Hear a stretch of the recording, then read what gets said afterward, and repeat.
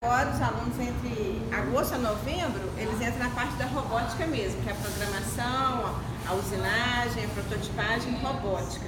Até então, eles têm introdução. Essa introdução é através da ludicidade, por exemplo, ter familiaridade com a instalação de LED, com a instalação do motorzinho. Então, isso aqui foi feito pelos alunos de 11 a 14 anos. Esse especificamente é o de 13 a 14 anos. Né? Então, as engrenagens, aí, isso. Como está linkado à base, nós trabalhamos no sistema solar e tudo tem matemática, né? Então, eles fazem a pesquisa toda, ó, o banner científico, a introdução à feira de ciências, o banner científico eles fizeram, a pesquisa. Então, aqui, por exemplo, ó, eles fazem, tá vendo? Sim. Aí, os de 11 e 12, eles já vão fazer. Porque o que é a operação estelar? A operação estelar ela é sistema solar, universo e qualidade da vida. Olá, Visconde, como está? Ó, só um minutinho. A operação estelar ela é sistema solar, o universo e a qualidade da vida humana na Terra. Trabalhamos a qualidade da vida humana na Terra com as crianças de 4 a 8 anos. Sim. E com as crianças de 10 e 11 anos. A partir de 12 a 14, eles já trabalham a parte do sistema solar, que é a mais complexa. Aí, ô Ícaro. Quando a gente fez? Ele chegou um pouquinho depois. É, porque ele é da colônia. Ô Ícaro, vamos então mostrar a Bruna e a Rodney e a Renata? Vem cá que aí ele vai explicar. Inicia pela qualidade da vida humana na Terra, lá pela pirâmide. E aí você chega no sistema solar. Então, gente, pensando nisso, em qualidade de vida na Terra, a gente estudou, alguns estudos estudaram especificamente alguns planetas, coisas do nosso sistema solar, mas tudo para a gente poder entender o nosso planeta e a qualidade de vida aqui na Terra. A gente tenta passar muito o conceito de sustentabilidade, isso é muito importante. E tudo isso começa com a própria alimentação das crianças. A gente fez duas etapas na execução dessa atividade. Primeiro, a gente construiu essa grande pirâmide alimentar. Cada um dos meninos foi confeccionando as pecinhas de comida e colocadas na pirâmide foi explicado o valor nutricional. O Carlos explicou para eles que elas estão representadas com essas cores para ser comparado a um semáforo. Quando a luz do sinal está verde, a gente faz o quê? Pode passar, não é? Quer dizer o quê? Que as comidas verdes aqui vocês vão poder comer à vontade, faz muito bem para a saúde. E o sinal amarelo? Tem que esperar, não é? No sinal de trânsito a gente tem que esperar. Então, quer dizer o quê? Os alimentos aqui da faixa amarela a gente tem que tomar cuidado. Não pode comer assim, do jeito que quiser, não. Tem coisa boa sim. Tem feijão, tem leite, um monte de coisa aqui é importante para a nossa saúde. Só que não pode comer demais. Já aqui em cima, a linha vermelha no sinal de trânsito é a que a gente não pode passar. Mas não é que a gente não pode comer, não. A gente pode comer um bombom de vez em quando, comer um chocolate. Só que se a gente... Exatamente. E outra coisa, a gente não pode ficar querendo comer só isso daqui, não. A gente tem que comer também as coisas que são mais saudáveis. Um monte de alunos fez os pratinhos de comida pra gente poder ver o que cada um gosta de comer. Felizmente a gente descobriu que tem muitas crianças que têm uma consciência alimentar muito evoluída hoje em dia. Desde pequenininhos a gente já tem essa preocupação. Tem algumas crianças que não demonstram interesse pelos alimentos mais saudáveis, mas a gente tenta trabalhar isso. Com os meninos pequenos, a gente trabalhou essa questão de alimentação envolvendo qualidade de vida, só que a gente também toca em alguns outros pontos. Imaginando uma projeção do futuro, a gente estava tentando ver se eles conseguiam fazer algum tipo de veículo, algum tipo de coisa que fosse movida à água, para pensar também nessa questão da sustentabilidade. É muito simples essa construção, ela só usa materiais reciclados. Mas olha o que os meninos conseguiram construir. Aqui em cima, com um funilzinho, que é uma garrafa reaproveitada, eles movimentam esse eixo e criam aqui um mecanismo que é literalmente um carrinho movido à água. E ele é muito simples de se montar. Qualquer criança que quiser fazer isso daqui em casa para ter como brinquedo, ela vai poder fazer facilmente. Os experimentos das crianças de 6 anos são um pouquinho mais simples, porque é limitado até onde a gente consegue ir na eletrônica com eles. Mas nada impede a gente começar a trabalhar geometria, começar a trabalhar matemática e, principalmente, a noção de prazer. projeto. Opa, nossa nave decolando. Nada impede que eles comecem a ter esse tipo de olhar voltado para a sustentabilidade e comecem a desenvolver essa habilidade de construção e medição, um pouquinho de continha. Tudo são conceitos básicos, mas a gente começa a trabalhar diversos conceitos com eles. Já falando dos meninos um pouquinho mais velhos, a gente já ainda tem umas construções mais complexas.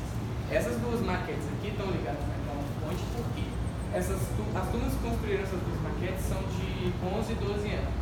Eles já conseguem desenvolver circuitos elétricos. O sistema elétrico dessa cidade foi toda ligada na fonte, só que o mais interessante dessa maquete é a parte conceitual dela. São duas cidades construídas aqui. Do centro para lá é uma cidade, do centro para cá é outra cidade.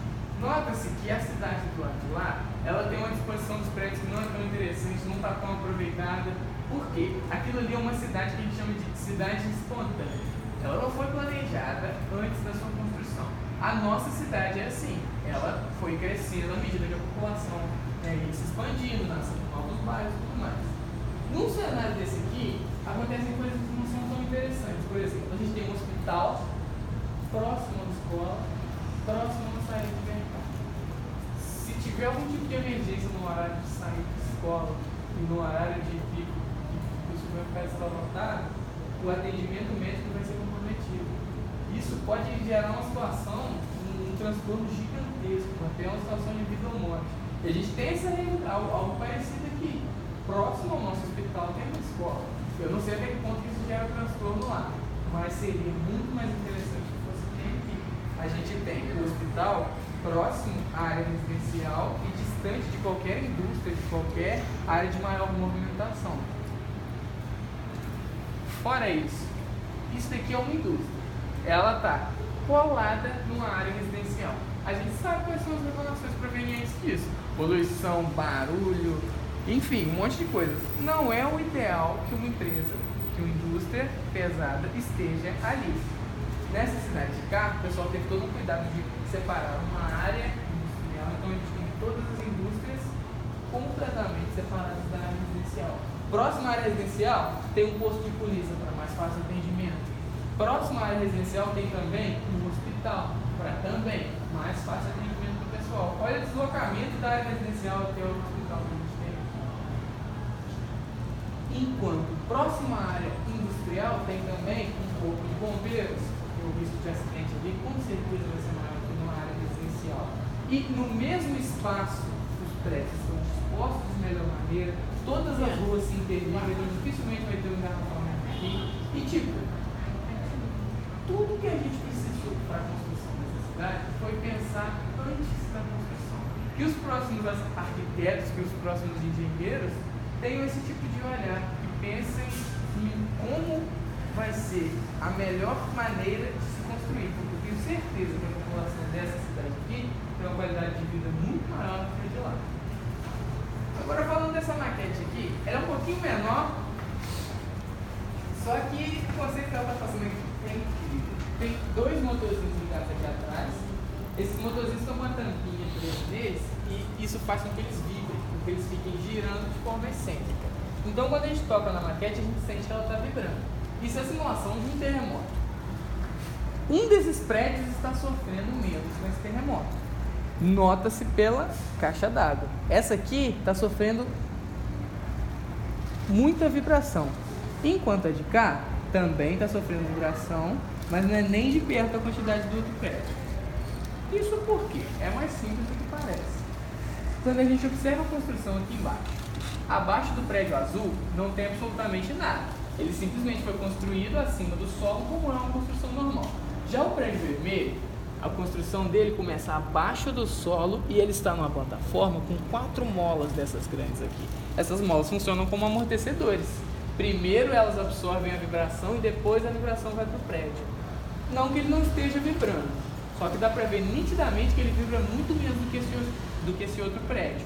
Isso é um projeto que existe na realidade e quando a gente está falando de um prédio mesmo, de prédio de concreto, isso aqui é de papelão, então ele está simplesmente vibrando. Um prédio real, com uma vibração dessa, ele começaria a se rachar, começaria a se despedaçar. Então, isso aqui é uma tecnologia que salva a vida de muita gente. Não é uma realidade que a gente tem no Brasil, que é remota, mas por que as crianças não podem crescer com uma consciência um pouquinho maior desse tipo de coisa? Quem sabe eles vão entrar numa área dessa de projeto, acabar se envolvendo com uma área de desenvolvimento assim. A gente falou muito de construção civil aqui, de experimentar diferentes áreas, áreas de arquiteto, áreas de projetista. Esse projeto aqui também tem muito a ver com isso. Ele é um escavadeiro que funciona com acionamento hidráulico. Exatamente, dadas as devidas proporções, exatamente como uma escavadeira real. Só que aqui os nossos cilindros hidráulicos e tubulação são seringas e mangueirinhas. Quando eu ligo uma seringa na outra, se eu acionar essa seringa aqui, se ela estivesse solta, eu ia estar simplesmente jogando a água para o ar. Quando ao invés disso eu ligo ela na outra seringa, quando eu aciono uma, a água vai acionar a outra. Se eu ligar isso numa peça onde eu quero movimentar, eu tenho um método de controle da escavadeira, indicados pela cor verde, azul e branca, cada uma respectivamente controla um dos braços.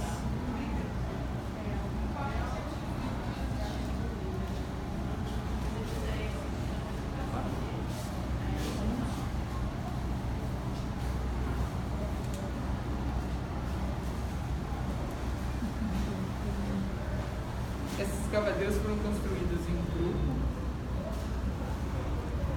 e é interessante, alguma das alunas disse que caminhando com a mãe dela em uma viagem, quando elas viram uma escavadeira, ela pôde falar, essa escavadeira funciona com mecanismo hidráulico desse jeito, assim.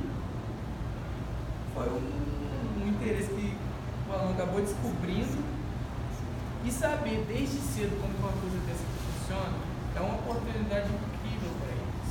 Eu me lembro de ter estudado mecanismos hidráulicos na escola, só que eu só me lembro de ter manipulado eles quando eu cheguei ao ponto de estudar no Senai. Por que a gente não pode adiantar isso? Estudando isso logo mais cedo, por que não botar a mão na massa e chegar ao ponto de construir um equipamento desse? Isso é um brinquedo perfeito. O que impede de uma criança, quando quiser, com esse material reciclado em casa, e as seringas que não são difíceis de adquirir, construir um desses para que ela possa brincar no dia a dia? E o mais interessante sobre essas escavadeiras foi o que motivou as crianças a construí-las. Aqui em cima tem alguns desses bonequinhos dos Jovens Titãs. Seu desenho faz um sucesso tremendo hoje em dia. Vocês gostam? Você gosta? A turma que foi responsável por essas escavadeiras é, nossa, incondicionalmente fã de Jovens Titãs. É difícil dizer o quanto que eles gostam. Eles falavam tanto sobre isso nas aulas que a gente decidiu utilizar.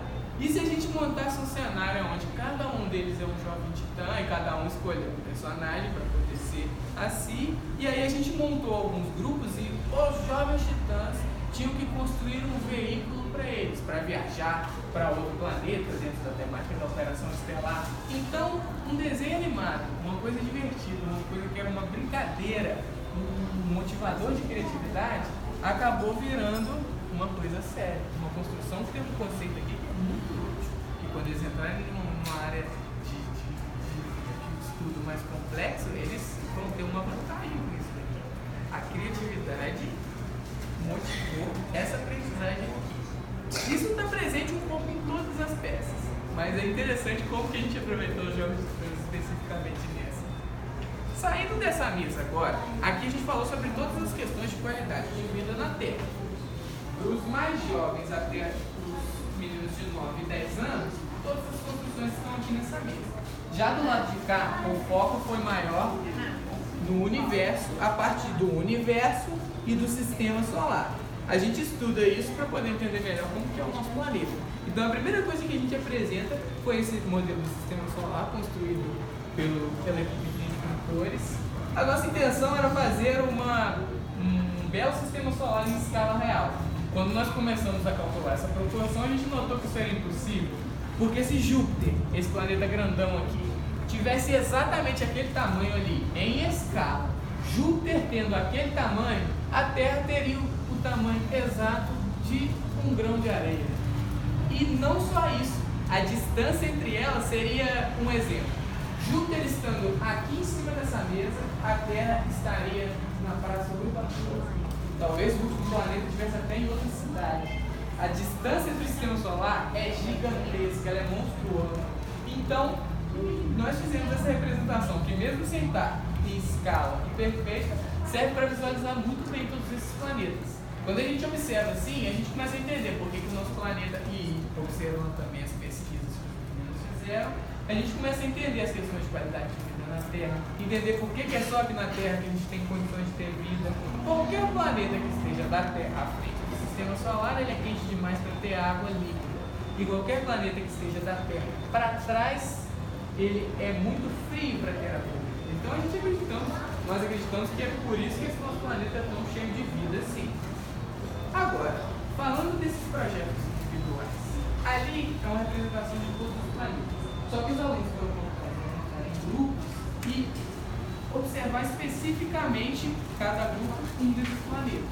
Nós não abrangemos todos os planetas, mas nós temos aqui uma representação de Marte, de Urano, de Saturno e um grupo muito interessante que fez uma representação do Sol.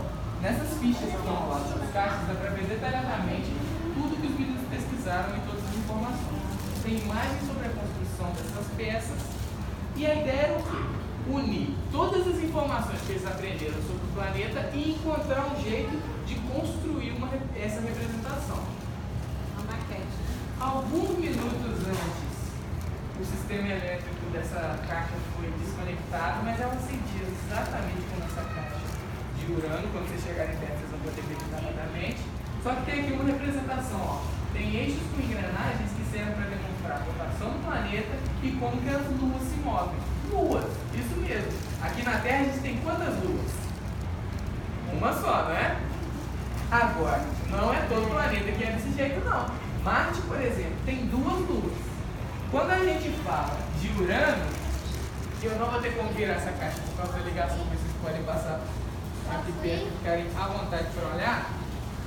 Eles não conseguiram representar, infelizmente, todas as luas aqui dentro. Eles pintaram ali ao fundo e construíram 2 luas. Porém, esse é um planeta que tem 23 luas na sua órbita. Então, não é uma coisa que eles conseguiram construir. Mas já que a pesquisa foi detalhada, todas as informações, era algo que eles não queriam deixar de fora. Isso também acontece com Saturno. Essa é um pouquinho mais fácil de mostrar. Ó. Quantas luas que a gente tem na Terra que a gente falou? Uma só, não é? Quantas vocês acham que tem Saturno? O Urano tem 23. E aqui? Algum chute? Eu vou tentar ir lá. Vocês já sabem, não vale responder quantas luas tem aqui. Vocês querem tentar, não? E se uma é mais. Mais de uma. E se eu falasse que na órbita de Saturno existem 63 luas? Se eu não me engano, ele só perde para Júpiter, que tem 67. Eles representaram nessas pinturas aqui atrás todas essas luas e usaram uma caixa de engrenagem para fazer nessa daqui a movimentação da Terra, do planeta e da Lua ao mesmo tempo.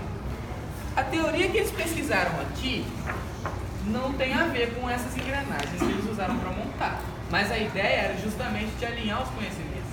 Com a pesquisa que eles fizeram, eles aprenderam sobre o planeta. Depois disso, eles teriam que juntar todo o conhecimento para pensar qual era a melhor maneira de construir essa representação.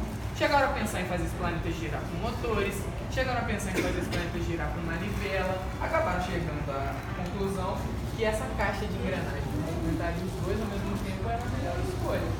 Então, a ideia é justamente essa: alinhar os conhecimentos e a pesquisa para construir essas caixas. Essas 3 dos planetas são muito semelhantes. Mais uma que tem uma particularidade é essa caixa aqui do Sol. Quando eles fizeram as pesquisas do planeta, se depararam com as informações de órbita, quantidade de luas, como é que é a rotação, esse tipo de coisa. O Sol é um astro que não envolve nada disso. O Sol não tem rotação, o Sol não tem luas próximas a ele. Basicamente, na pesquisa dos meninos, o que eles concluíram é que o Sol é uma esfera gigante de plasma que tem constantes explosões solares. Dá pra gente ver naquela imagem bolada ali no meio mais ou menos do aspecto. O que eles decidiram? Com esse globo de lâmpada, um Arduino, que é uma plaquinha aqui do lado, que eles programaram, enquanto os outros foram feitos com elétrica, à base de circuitos, Esse aqui foi feito com eletrônica e programação. Eles colocaram no computador para poder controlar essa alternância aqui, ó. 3 LEDs que acendem, apagam, aumentam e diminuem a intensidade entre si, com isso daqui, são essa representação do Sol.